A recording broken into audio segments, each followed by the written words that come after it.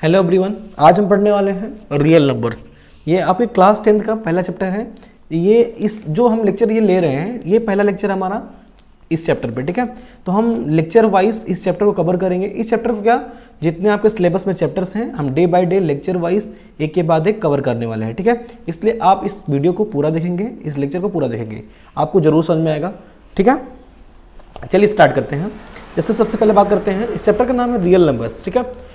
अगर इस चैप्टर का नाम रियल नंबर है तो इसके चैप्टर के नाम से ये समझ में आ रहा है कि हमको पढ़ना किसके बारे में, नंबर्स के बारे में, ठीक है। तो नंबर्स बहुत सारे तरीके होते हैं। जैसे हो गया हमारा रियल नंबर और इमेजिनरी नंबर। इमेजिनरी नंबर हम पढ़ते नहीं हैं, इसलिए चैप्टर रियल नंबर है, ठीक है। लेकिन इमेजिनरी और रियल में डिफरेंस क्या होता है ये हमें जानना जरूरी है। तो हम आगे इंट्रोडक्शन पार्ट में वन बाय वन देखते हैं क्या क्या है इसमें, ठीक है। ऐसे सबसे पहले इंट्रोडक्शन पे आते हैं। एक मिनट, पेन सेलेक्ट कर लेते हैं।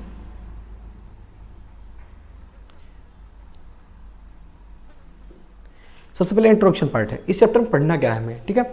इस चैप्टर में हमें पढ़ना है डिफरेंट टाइप्स ऑफ नंबर के बारे में और उनमें डिफरेंस क्या होता है, ठीक है।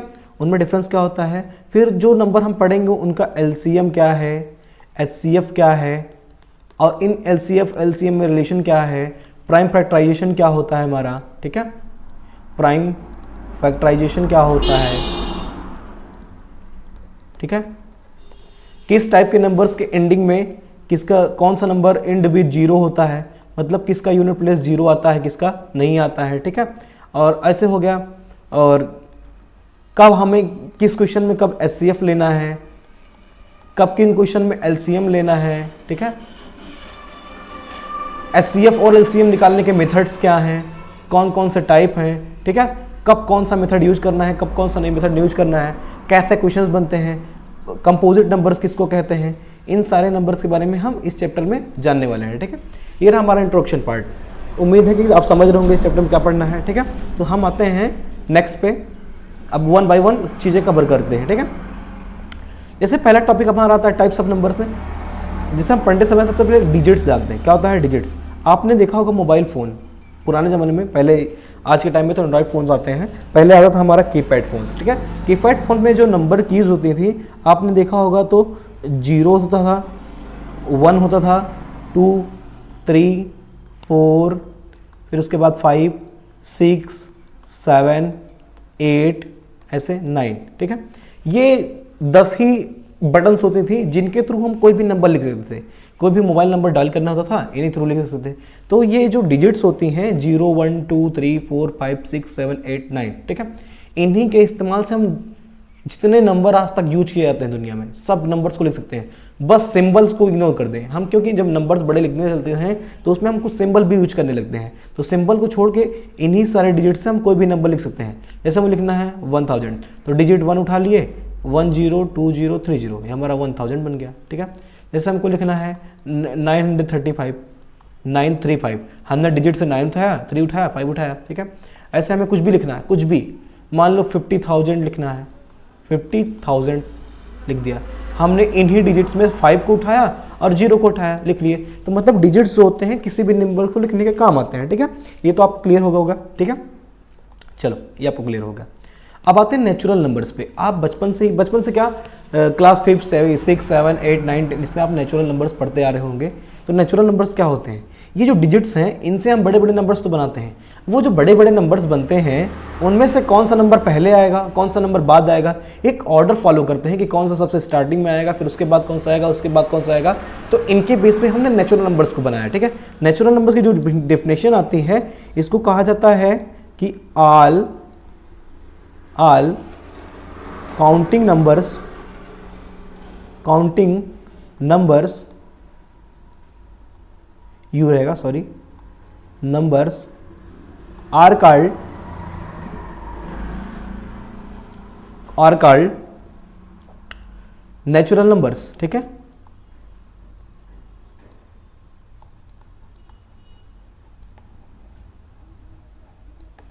मतलब काउंटिंग करते समय हम जिन नंबर्स का इस्तेमाल करते हैं वो क्या बोलते हैं, नेचुरल नंबर्स। फॉर एग्जांपल जैसे इसे इसमें एग्जांपल की बात करें तो कितना होगा, 1, 2, 3, 4, 5, कहाँ तक काउंटिंग कोई लिमिट है, काउंट करते करते करते हम इन्फिनिटी तक जाते हैं। कहाँ तक जाते हैं, इन्फिनिटी। इसका मतलब है जिसकी लिमिट ना हो अनंत, हिंदी में कहते हैं अनंत, मतलब इनफाइनाइट, ठीक है।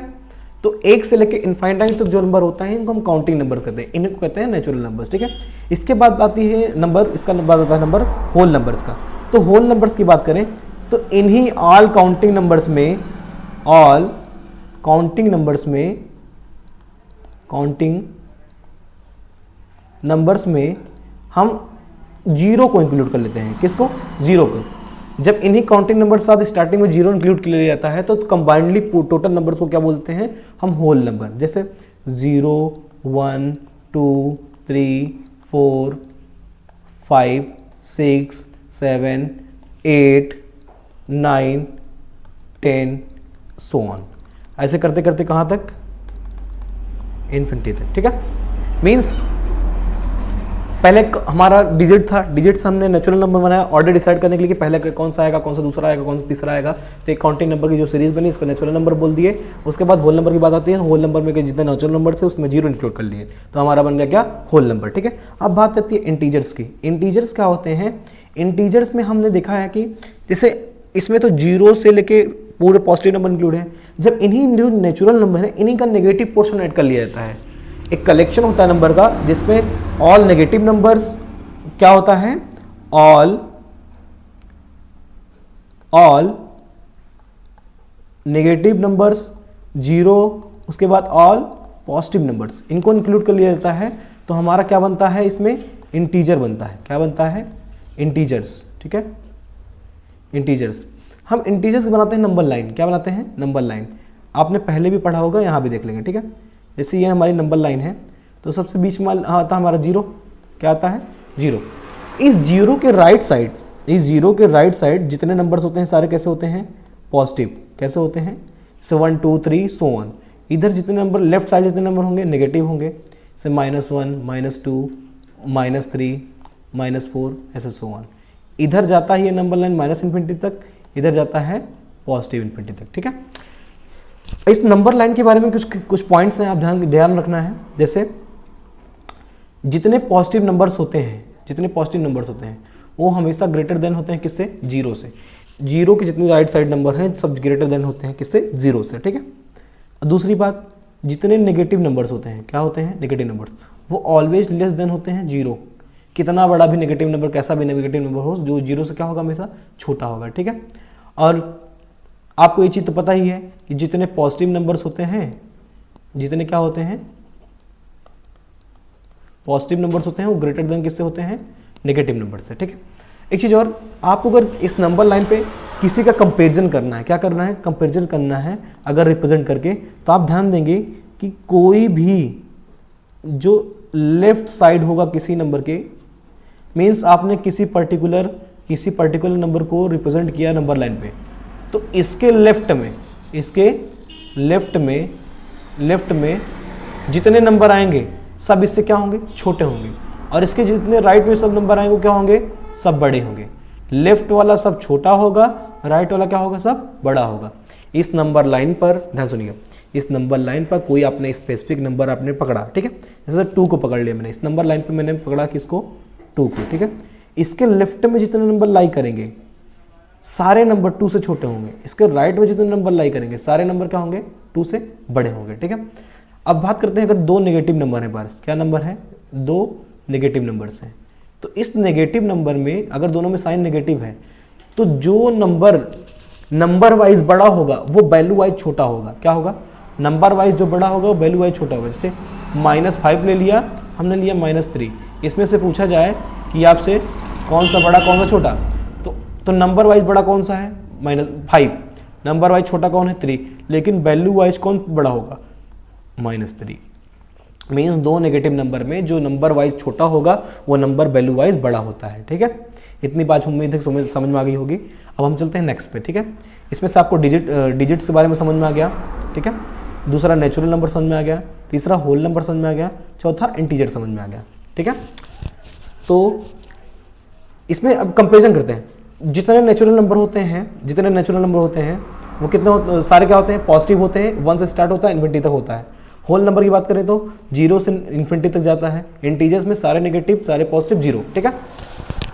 जितने नेचुरल नंबर होते हैं सभी होल नंबर होते हैं, जितने होल नंबर होते हैं सारे इंटीजर होते हैं, लेकिन सारे इंटीजर होल नंबर नहीं होते हैं, सारे होल नंबर नेचुरल नंबर नहीं होते हैं। ठीक है, अब हम चलते हैं नेक्स्ट पे।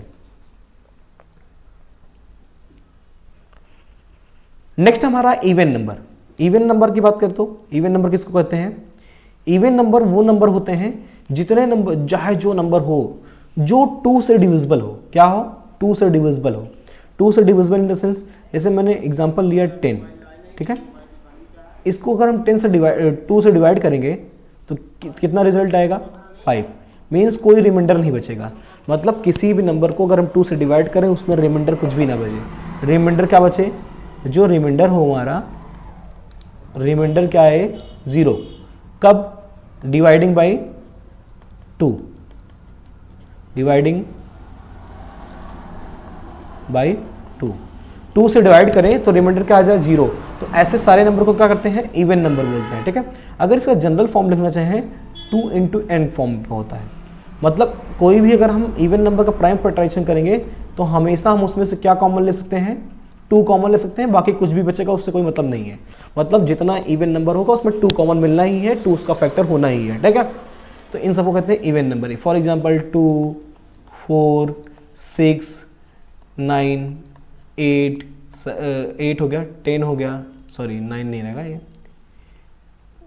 ये 8 हो गया, यहाँ 10 हो गया, यहाँ 12 हो गया। ठीक है, 2, 4, 6, 8, 10, 12। ठीक है, इनके जनरल फॉर्म तो आपने देख लिया। अगर मान लो हमको कभी क्वेश्चन पूछा था कि 3 इवन नंबर अगर आपको लेट करने हैं, मानने हैं, तो उसमें कैसे मानते हैं हम? ध्यान देना, जैसे हम इन इवन नंबर्स को देखें तो कितने का गैप है? 2 में 2 जोड़ेंगे 4 आएगा, 4 में 2 जोड़ेंगे 6 जोड़ेंगे 6 आएगा, 6 में 2 जोड़ेंगे तो 8 आएगा, 8 में 2 जोड़ेंगे तो 10 आएगा, 10 में 2 जोड़ेंगे तो 12 आएगा। ठीक है, ऐसे हम अगर पहला इवन नंबर हम x मानते हैं तो अगला इसके नेक्स्ट सीरीज में अगला इवन नंबर क्या होगा?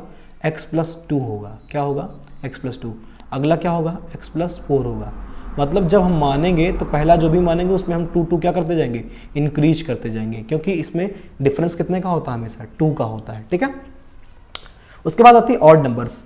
अब सिंपल सी अगर भाषा में कहें तो जो नंबर इवन नहीं हो क्या हो जाएगा? ऑड हो जाएगा। ठीक है, जैसे इसमें हो गया 1 हो गया, 3 हो गया, 5 हो गया, 7 हो गया, ऐसे सो ऑन। मतलब जो नंबर जिसमें 2 इसका फैक्टर ना हो, जो नंबर 2 से डिविजिबल ना हो, 2 से डिवाइड करने पर रिमाइंडर जो छोड़ता हो, क्या करता हो? रिमाइंडर छोड़ता हो। जैसे 7 को अगर हम 2 से डिवाइड करेंगे, क्या करेंगे? 2 से, तो 2 3 जा 6 आएगा, यहाँ बचेगा कितना? 1 बचेगा कि नहीं? तो रिमाइंडर आ गया। क्या आ गया? रिमाइंडर। ठीक है, रिमाइंडर आ गया। तो रिमाइंडर नहीं बचना चाहिए, तो जिनमें रिमाइंडर बचेगा 2 से डिवाइड करने पर उन सबको हम क्या बोल देंगे?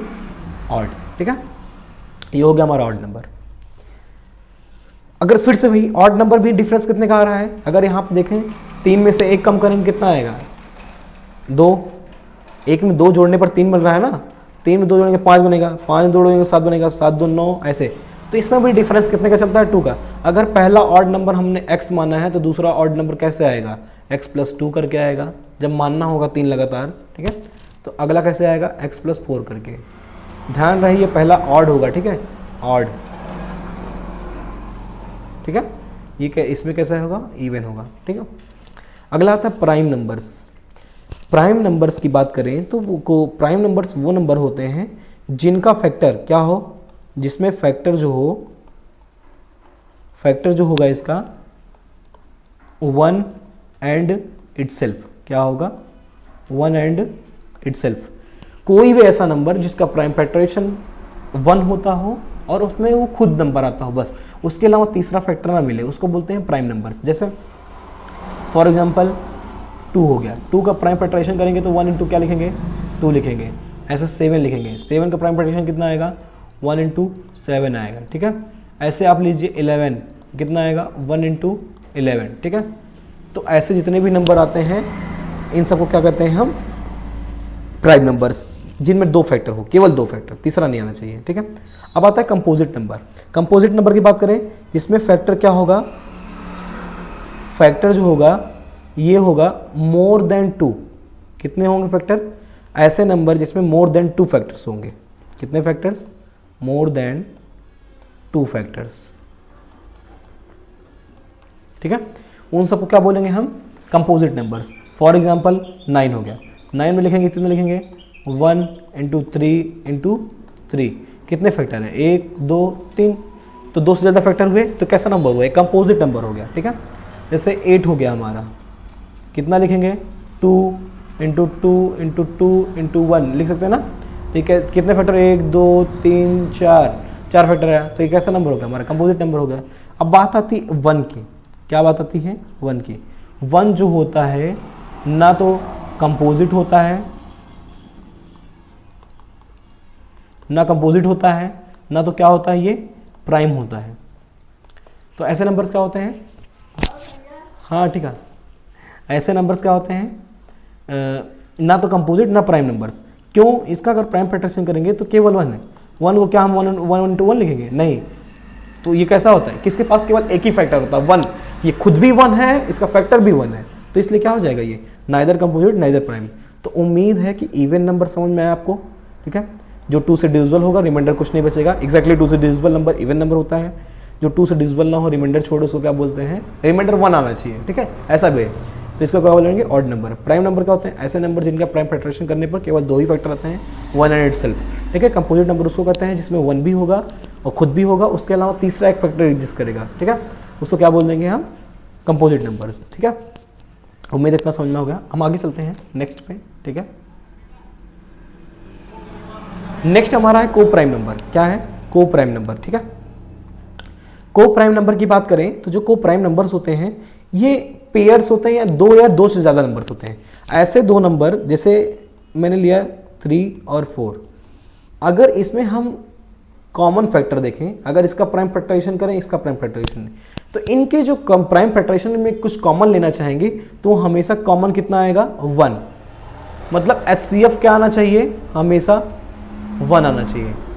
ऐसे नंबर में पेयर होना चाहिए, 2 नंबर हों, 2 और मोर देन 2 नंबर्स। 2 या 2 से ज़्यादा नंबर ऐसे हों जिनमें क्या हो? HCF हमेशा 1 आना चाहिए। कॉमन जो मिले, कॉमन फैक्टर जो मिले दोनों में से, तीनों में से, चारों में से, हमेशा क्या मिलना चाहिए? 1। ऐसे नंबर्स को क्या बोलते हैं हम? को प्राइम नंबर। जैसे मैंने लिया 3 4 7, अगर इन दोनों में HCF लेंगे तो कितना आएगा? HCF कॉमन जो आएगा, कॉमन केवल 1 ही होगा, ठीक है। ठीक, जैसे हो गया 9 हो गया, 8 हो गया, ये कैसे नंबर है? को प्राइम से, ठीक है। अगर जनरल फॉर्म लिखना चाहेंगे तो A और B को प्राइम होंगे जब इनमें क्या होगा? HCF क्या आएगा? HCF आएगा 1, ठीक है। चलो, उम्मीद है को प्राइम समझ में आया होगा, ठीक है। Rational numbers. रेशनल नंबर की आपने डेफिनेशन पढ़ा होगा। डेफिनेशन इसका क्या होता है? इसकी डेफिनेशन आपने पढ़ा होगा कि a number in the form of A upon B, a number in the form of A upon B where A and B are integers. क्या होते हैं? इंटीजर्स होते हैं, ठीक है। A और B इसमें इंटीजर्स होते हैं। और एक चीज़ और, ये जो डिनोमिनेटर B है, B does not equal to 0 होता है। क्या होता है? B does not equal to 0।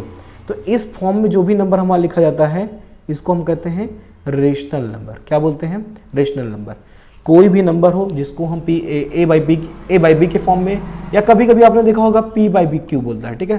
तो ये जो A B C P Q दिख रहा है, ये वेरिएबल्स हैं जिनके थ्रू हम अननोन इंटीजर्स को रिप्रेजेंट करते हैं, ठीक है। किसको करते हैं? अननोन इंटीजर्स को। तो इनकी जगह पे कोई भी इंटीजर आ सकता है, बस क्या शर्त है? P भी इंटीजर, Q भी इंटीजर, और जो denominator Q does not equal to 0। तो ऐसे सारे नंबर को क्या बोलते हैं हम? रेशनल नंबर्स, ठीक है।